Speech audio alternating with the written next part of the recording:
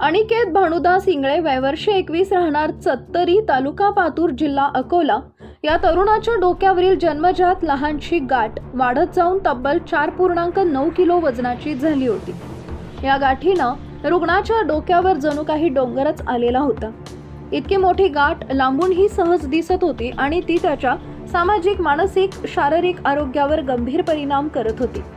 अनेक वर्षापासून या गाठीसह जगणाऱ्या अनिकेतची स्थिती पाहता त्याच्या जीवाला संभाव्य धोका लक्षात घेऊन अनेक हॉस्पिटलमधील डॉक्टरांनी शस्त्रक्रिया करण्यास नकार दिला। अनेक नामांकित रुग्णालयाचे उंबरटे झिजवूनही कुणी जबाबदारी स्वीकारण्यास तयार नव्हते।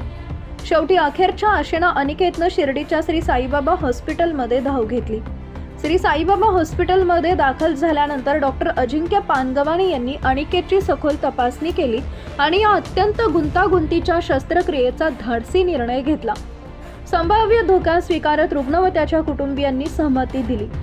दिनांक 25 जून रोजी डॉक्टर अजिंक्य पानगवाने व भूलतज्ञ डॉक्टर निहार जोशी आणि त्यांच्या सर्जरी टीमनं अथक प्रयत्न करत 30 बाय 2.5 सेंटीमीटर आकाराची आणि 4.9 किलो वजनाची गाठ रुग्णाच्या डोक्यावरील एकाच वेळी पूर्णपणे काढून टाकली।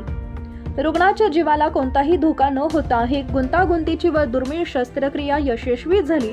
ही शस्त्रक्रिया श्री साईबाबा हॉस्पिटलमध्ये प्रथमच पार पडली असून हॉस्पिटलच्या संपूर्ण टीमच्या समन्वयामुळे ती यशस्वी झाली, असं डॉक्टर अजिंक्य पानगवाने यांनी सांगितले। रुग्ण सुखरूप घरी परतला।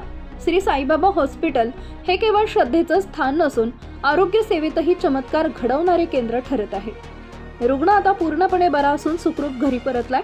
त्याच्या कुटुंबियांनी रुग्णालयाचा आभार मानले।